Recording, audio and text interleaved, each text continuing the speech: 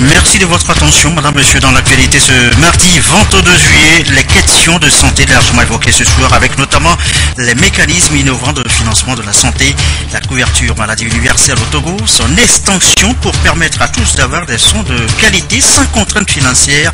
Les professionnels de santé se plongent sur la question depuis ce matin. Nous évoquons aussi le choléra et la surveillance épidémiologique à nos frontières à la faveur d'une autre rencontre à Thiviers. Directeur et chef de service du ministère de la Communication et Information depuis ce matin, la planification stratégique et la gestion axée sur les résultats, c'est le module enseigné. À suivre dans la foulée, le gros plan ce soir du centre de formation et de recyclage en communication. Enfin, les vacances, nous y sommes. Différentes activités vont meubler ces moments de détente, voyages, activités culturelles, vacances utiles et loisirs. Dossier à suivre en fond de journal tout à l'heure. Voilà, madame, monsieur, le sommaire, bienvenue. Voici le journal. Bonsoir à tous. On commence tout d'abord par les civilités de Nicolas Ouraneri à Damadramani, l'ambassadeur de France au Togo, enfant de mission dans notre pays. Il est donc allé faire ses adieux au président de l'Assemblée nationale, à qui il a remis par ailleurs 2 messages. Les précisions au micro de Esther Laclé.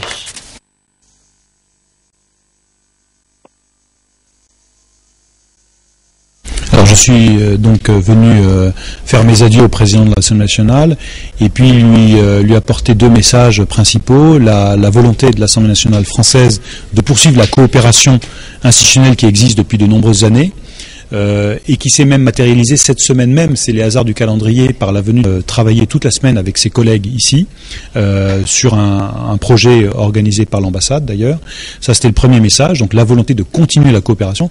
Et la seconde volonté, c'est celle du groupe d'amitié France-Togo de l'Assemblée nationale de reprendre le plus vite possible les relations avec le groupe d'amitié Togo-France ici à Lomé. Dès que le bureau aura été constitué, le président m'a rassuré sur le fait que la composition des bureaux interviendrait rapidement et que donc les échanges de visites, les rencontres à Paris ou à Lomé pourraient reprendre le plus vite possible.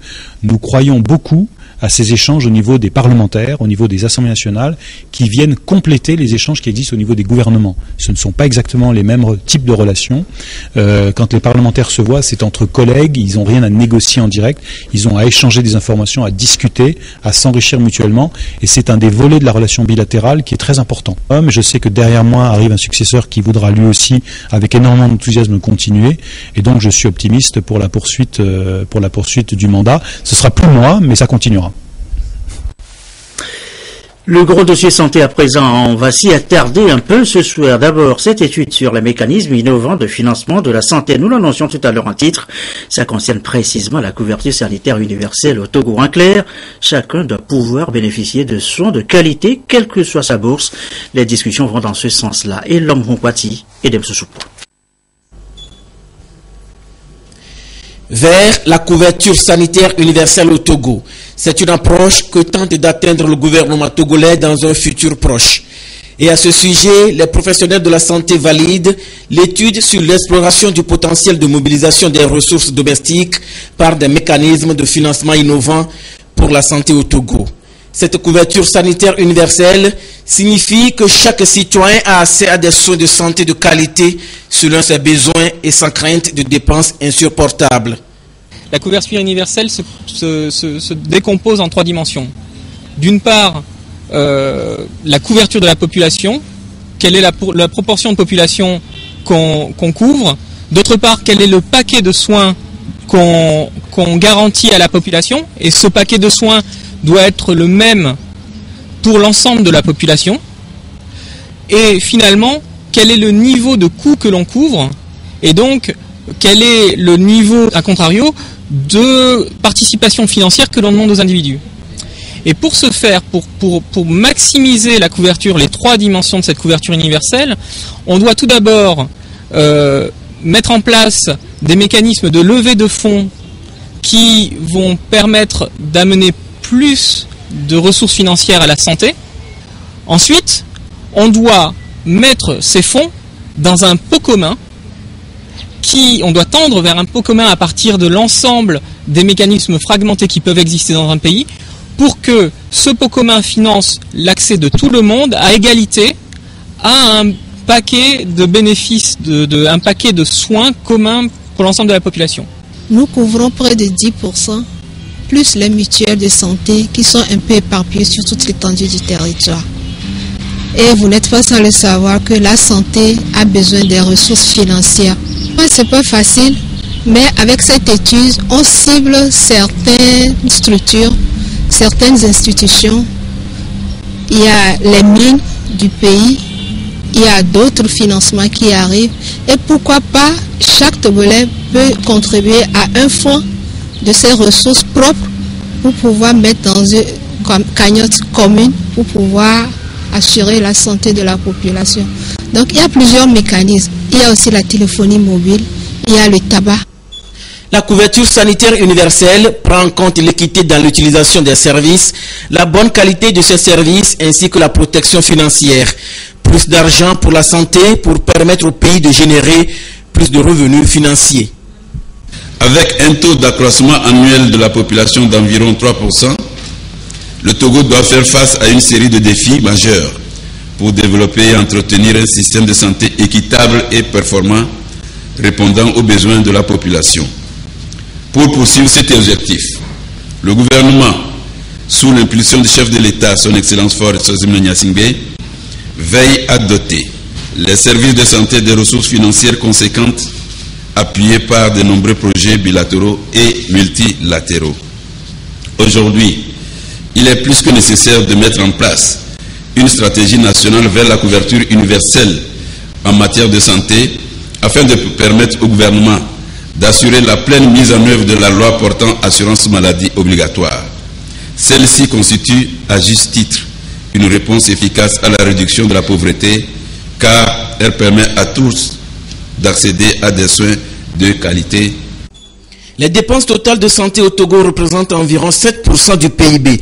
L'effort notable de l'État dans l'instauration de l'assurance maladie est une première étape positive vers une couverture sanitaire universelle au Togo.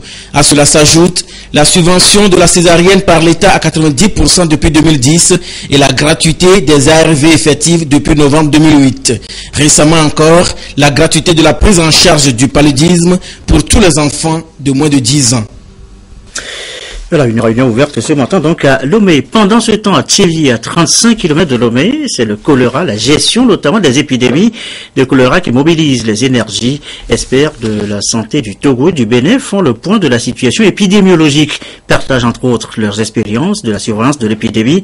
Bref, c'est une collaboration transfrontalière qui se noue entre les deux pays, le Togo et le Bénin. Sylvain Raboudjou. Les épidémies de choléra restent encore aujourd'hui un défi à relever car elles constituent une menace dans les pays où les infrastructures d'accès à l'eau potable et d'assainissement demeurent insuffisantes. En 2013 par exemple, le Togo a enregistré 168 cas de choléra dont 7 décès.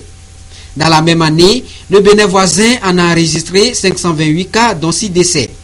Ce qui démontre que l'évolution des épidémies de choléra au Bénin et au Togo est une situation transfrontalière qui s'explique par le mouvement de la population, d'où la nécessité de mener des actions concertées pour une meilleure riposte et des actions de prévention.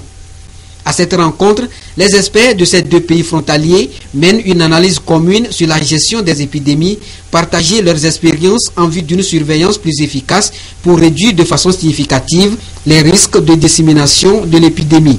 Chaque année, le Bénin enregistre des foyers d'épidémie de choléra.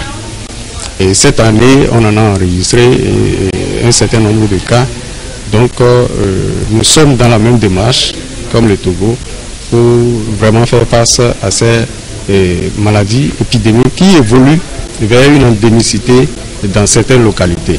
En échangeant les informations entre nos deux pays, nous pouvons rapidement prendre des actions pour organiser la prise en charge des malades qui seront détectés comme cas de choléra, que ce soit du Togo ou au niveau du Bénin.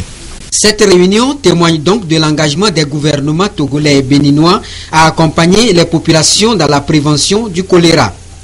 Un engagement salué par les organisations internationales.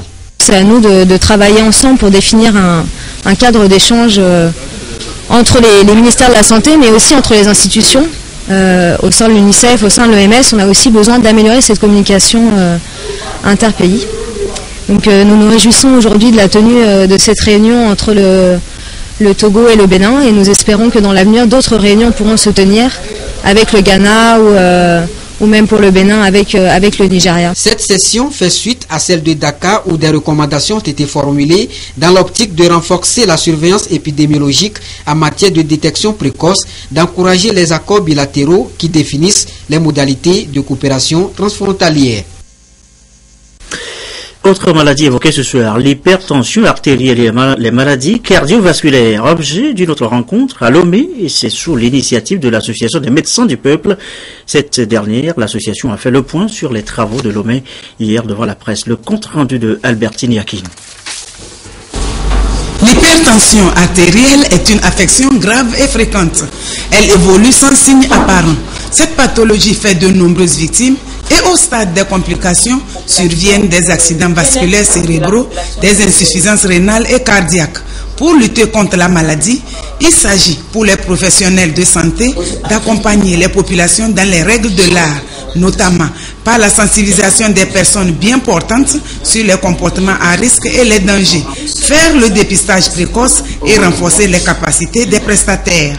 La formation d'aujourd'hui vient de mettre l'accent sur les bonnes méthodes de diagnostic, de prise de la tension artérielle, puisque tout le diagnostic est basé sur la prise de la tension artérielle. Et aujourd'hui, nous avons été outillés sur les bonnes techniques de prise de cette tension artérielle. Ça va permettre à ce que les patients soient pris en charge efficacement, les hypertendus non compliqués soient pris en charge efficacement au niveau des structures périphériques pour soulager un peu les spécialistes qui ne sont pas nombreux et qui sont débordés par les nombreux cas d'hypertension artérielle. Nous allons organiser des campagnes de sensibilisation sur le dépistage de l'hypertension artérielle. On peut même organiser des séances porte à porte pour pouvoir dépister les hypertendus et les rassurer qu'ils seront pris en charge, et ceci va leur permettre d'avoir une espérance de vie plus élevée. En Afrique, malgré la mise en œuvre des stratégies de prévention par les autorités sanitaires, les affections liées à l'hypertension artérielle demeurent un problème de santé publique. 25 à 30% de la population souffre de la maladie, selon les données de l'OMS. Nous savons que l'hypertension artérielle est fréquente, donc il est bon de s'organiser pour lutter contre cette affection. C'est dans le cadre de nos activités que nous sommes venus ici à Lomé pour essayer de renforcer les capacités des professionnels de santé sur la prise en charge de l'hypertension artérielle. Faire face à l'hypertension artérielle et à ses complications nécessite un partage d'expérience des professionnels de santé en vue de réduire la prévalence. Il s'avère impérieux de rechercher des approches opérationnelles innovantes pour pérenniser les actions. Voilà le compte rendu de Albertine Yakin sur cette réunion sur l'hypertension artérielle et les maladies cardiovasculaires. Les maladies cardiovasculaires seraient-elles liées à la consommation de la drogue? Le moins qu'on puisse dire, eh bien, c'est que la consommation de la drogue n'est pas innocente dans les soucis de santé de ceux qui en consomment, les toxicomanes. Et pour empêcher la consommation, il faut d'abord s'attaquer au trafic. Quels sont justement les efforts entrepris pour éradiquer le fléau, la drogue, son trafic, sa consommation? Des éléments de réponse dans ce dossier de la rédaction, dossier signé Arnaud Kidjou. L'ampleur du trafic de drogue est constamment illustrée par les quantités importantes de saisies effectuées par les services de répression au Togo, ce qui dénote que le Togo et l'Afrique de l'Ouest en général constituent un point de transit pour le trafic de drogue. Du cannabis à la cocaïne, en passant par les drogues de synthèse, notamment les substances amphétaminiques et les produits psychotropes comme le tramadol, ainsi que d'autres médicaments contrefaits ont été saisis par les unités d'intervention sur le terrain. La lutte au Togo est organisée de quelle façon? D'abord, les autorités togolaises prenant conscience de ce phénomène ont mis en place, depuis 1996, le comité national anti-drogue, qui est présidé par le ministre de la Sécurité et de la Protection civile. Ce comité est chargé de la coordination de toutes les activités de lutte contre la drogue au Togo. La drogue détruit des vies, elle nourrit la criminalité et répand des maladies. Devant toute l'angoisse et la quasi-désespérance des parents et proches des toxicomanes, le gouvernement a créé une unité de prise en charge des personnes en addiction à la drogue. Vous voyez les braquages, les vols à main armée, tout ça là, c'est fait sous l'effet de la drogue. Plus l'unité de prise en charge des toxicomanes installée au CHU Campus nous fait part des cas qu'il reçoit sur les problèmes de toxicomanie liés à la cocaïne et au cannabis. Il est évident que des actions isolées ne sauraient convenir pour faire face à des réseaux criminels internationaux. Parents, éducateurs, leaders religieux et la société civile doivent se mobiliser pour protéger la jeunesse, surtout en ces périodes de vacances. Les dealers, ils sont très malins, ils côtoient les lieux où les jeunes fréquentent, donc c'est le lieu d'appeler à la vigilance des parents, d'être très vigilants, de suivre les enfants, de les observer, et dès qu'il y a un petit soupçon, de s'adresser aux services spécialisés pour régler le problème. Même si la drogue est utilisée souvent en médecine, elle ne saurait être utilisée à d'autres fins. Le sport aide à prendre conscience de ses capacités physiques et mentales pour dire non à la drogue. Question de santé encore. Notez ce rendez-vous tout à l'heure sur notre antenne. À partir de 21h15, vous suivrez le magazine Santé d'abord avec Harold Peto à Fambedji. Aujourd'hui, les infections néonatales. Et voici un petit extrait. Après la naissance, le nouveau-né à terme et le prématuré sont souvent vulnérables à des infections de toutes sortes dans la période de 0 à 3 mois. Lorsque ces cas surviennent, ces bébés sont rapidement admis au service pédiatrique, précisément à la néonatologie. Au centre hospitalier universitaire du campus Salomé, des nourrissons souffrant de divers maux y sont enregistrés. Nous enregistrons au moins une dizaine, voire une quinzaine de bébés de façon mensuelle. Nous avons la plupart du temps les bébés infectés, c'est-à-dire qui souffrent d'infections néonatales.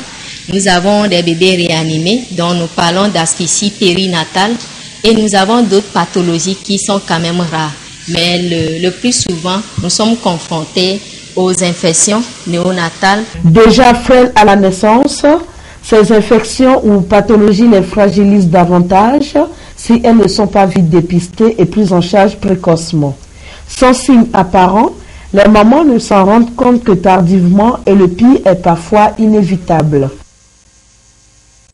Voilà un extrait du reportage que vous pourriez suivre en entier tout à l'heure dans le magazine Santé d'abord avec Carole Peto à Fambedji à partir de 21h15. Il est 20h17. On en vient maintenant à notre deuxième titre de l'actualité, la formation des directeurs et chefs services du ministère de la Communication. Le module enseigné, la planification stratégique et la gestion axée sur les résultats. Voici les précisions de Ramdan Bassina.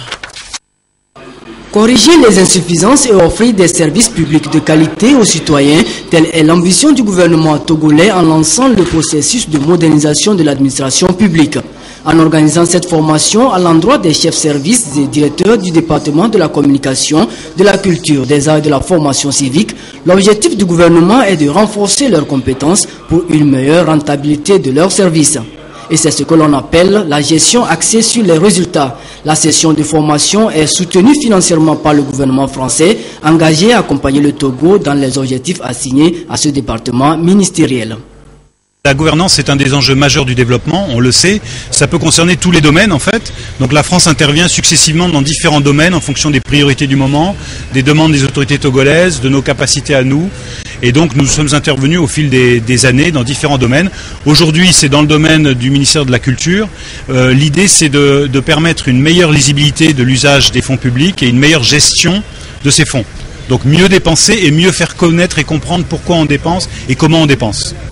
Pour la ministre de la Communication, de la Culture, des Arts et de la Formation civique, cette formation est la preuve de la prise de conscience des différents acteurs dans l'atteinte des objectifs qui sont assignés à son ministère. Elle a salué la vitalité de la coopération entre la France et le Togo, une coopération qui s'est traduite dans l'appui à la tenue de cette session de formation.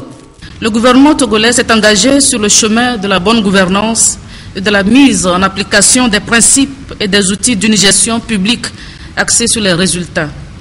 Ce type de gestion est gage de l'efficacité, de la transparence et d'une meilleure gouvernance. Au regard de ces engagements de notre pays, il est urgent que tous les agents de l'État comprennent et s'approprient les outils de la gestion axée sur les résultats, D'où l'intérêt d'organiser des séminaires comme celui-ci en faveur des acteurs des services de l'État. C'est donc pour amener les premiers acteurs, les premiers responsables de notre département à épouser la vision du gouvernement dans l'exercice de leur mission que cette formation a été initiée afin de renforcer leurs capacités stratégiques à travers l'appropriation de principes fondamentaux et des outils de gestion axés sur le résultat, ainsi que la gestion du changement dans les organisations publiques. Aussi, les compétences acquises par les participants leur éviteront de continuer à naviguer à vue en ce qui concerne la gestion de leurs différents services. L'impact sur le ministère d'une part et sur l'ensemble de l'administration togolaise d'autre part ne peut qu'être positif. Les directeurs et chefs services du ministère de la Communication, de la Culture, des Arts et de la Formation civique, au sortir de cette formation en planification stratégique, seront à même de s'appuyer sur les concepts et outils pour une budgétisation axée sur les résultats, la pratique des contrats d'objectifs de performance, les mécanismes et outils de gestion du changement dans une organisation publique, entre autres. Et dans la foulée, on s'intéresse ce soir au centre de formation de recyclage en communication. Sa mission, former et recycler justement les acteurs des médias, les acteurs culturels et le personnel administratif du ministère de tutelle. Comment fonctionne aujourd'hui ce centre, surtout à l'ère des technologies de l'information et de la communication, les TIC? Gros plan signé, Nathalie Panengui. Depuis sa création en 1995 par l'État togolais, le Centre de formation et de recyclage en communication CFRC a pour mission d'optimiser les rendements des acteurs des médias, des acteurs culturels et du personnel administratif du ministère de la Communication. Ici, on a plusieurs types de personnel. Il y a les rédacteurs en chef, il y a les secrétaires, les techniciens en éthique. Pour ne pas rater le train de la mondialisation de l'information, le centre dispose depuis janvier 2014 de la division des technologies de l'information et de la communication. Celle-ci initie, forme et recycle les professionnels de la communication dans le domaine informatique. Nous avons déjà formé près de 45 agents du ministère en Word et en Excel et 12 comptables ont renforcé leurs capacités dans l'élaboration de leur budget avec l'outil Excel. J'assiste dans la gestion administrative numérique des archives du centre. Ce centre se compose donc de deux divisions, l'éthique et la formation. Ici, Charlotte s'occupe des affaires de la formation des médias publics et privés. Georges, lui, assiste le personnel administratif. Tout ce que les secrétaires de direction, les assistants de direction ont à faire et où ils faisaient avec la main, tout ça là, dans l'élaboration de leur bordereau d'envoi, tout ça là. Donc, il faut que l'outil informatique leur serve à pouvoir le faire. Donc, pour pouvoir maîtriser l'outil informatique, l'ordinateur, on est obligé de leur apprendre toutes les facettes du système Windows, du système d'exploitation de Windows. On a souvent des formations de 5 jours. Donc pendant ces 5 jours, on se prépare quand même en conséquence. On sait qu'on a tel nombre de personnes à former. Pour cela, on s'apprête. Toujours dans l'agenda du centre, 25 secrétaires du département de la communication vont renforcer leurs capacités du 28 juillet au 5 août prochain. Ensuite suivront les artistes. La formation est destinée aux acteurs publics que privés. Ça veut dire que les journalistes privés ne sont pas oubliés. Le centre veut tout faire pour qu'un journaliste qui veut préparer son journal, son émission, son magazine, appuiera juste sur des boutons de l'ordinateur pour sortir son travail. La division de la formation et du recyclage élabore et exécute des projets, octroie des bourses de formation, des voyages d'études, entre autres. Le CFRC est situé à Togo 2000, à quelques mètres de la maison du Hadj. Formation axée sur la qualité, l'excellence, disions-nous. Donc, maillon important de cette chaîne de l'excellence, les ressources humaines. Leur gestion aujourd'hui fait appel à l'efficacité pour une administration productive. C'est la toile de fond de cette rencontre, vous allez le voir, qui se tient à Kpalimé. Rencontre sur la gestion prévisionnelle des ressources humaines. Un reportage de Firmé Adjinari. C'est une politique qui veut rendre plus efficaces les services de l'administration publique basée sur la réorganisation technique et institutionnelle. Une mission intégrée dans le chantier des réformes du ministère de la Planification, du Développement et de l'Aménagement du Territoire. À ce titre, les directeurs et chefs de service du 10 ministères se sont retrouvés à Kpalimé dans la préfecture de Kloto pour s'imprégner des nouvelles orientations et fondamentaux de la gestion prévisionnelle des ressources humaines des services publics. Il s'agit d'un vaste mouvement national de réforme de l'administration publique. Donc ce qui existait avant est au niveau national et dans tous les départements ministériels en cours de changement. Le ministère de la Planification a un pas d'avance sur certains ministères, mais tous les ministères vont suivre ce processus de réforme de leur organisation. Donc il est important dès maintenant que nous commencions à donner aux ressources humaines du ministère de nouveaux outils de gestion administrative. Les résultats, c'est l'amélioration du niveau de vie de l'ensemble de toute la population au travers des institutions qui conduisent des politiques publiques sectorielles. Cette rencontre est la voie tracée pour les participants qui seront désormais à même de définir les principes de base de gestion de l'administration publique au Togo, axés sur la performance organisationnelle. Nous voulons nous arrimer aux bonnes pratiques administratives, à cette ère de l'e-administration, là où l'application de l'informatique à l'administration est de mise. Cette réforme s'inscrit donc dans l'exécution du projet d'appui à la gestion du développement et de l'aide, appuyé par l'Union européenne et le Programme des Nations Unies pour le développement. A signalé également dans l'actualité cette réunion sur la sécurité environnementale. Les pays du Golfe de Guinée se préoccupent de la pollution de la mer, de l'avancée de l'océan. Le phénomène devient de plus en plus inquiétant. Medina Bacha Salami.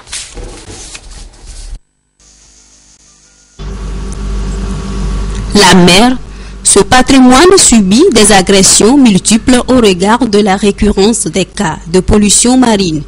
La pollution marine a des impacts graves sur le développement durable et sur la sécurité humaine, car elle peut détruire les écosystèmes et la biodiversité et entraver les activités socio-économiques maritimes. Fort de ce constat, le Togo et le Bénin s'engagent à renforcer en commun leurs capacités d'action en matière de sécurité environnementale, notamment maritime, car les risques et les menaces maritimes ne connaissent pas de frontières.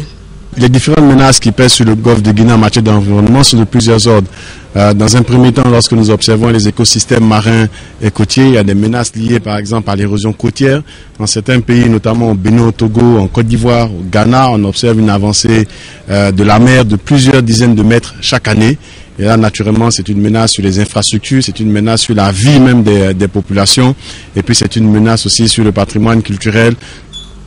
Le ministre béninois de l'Environnement a relevé l'importance de cette rencontre de Lomé, rencontre qui va permettre de définir de nouvelles politiques et stratégies adaptées au niveau national et faciliter une bonne coopération entre les deux pays. Nous voulons aller maintenant à une phase pratique. Nous avons envisagé comment rapidement nous allons continuer à nous voir. Et ces questions qui se posent aujourd'hui, je pense que d'ici à là, nos populations vont comprendre l'effort de nos deux gouvernements.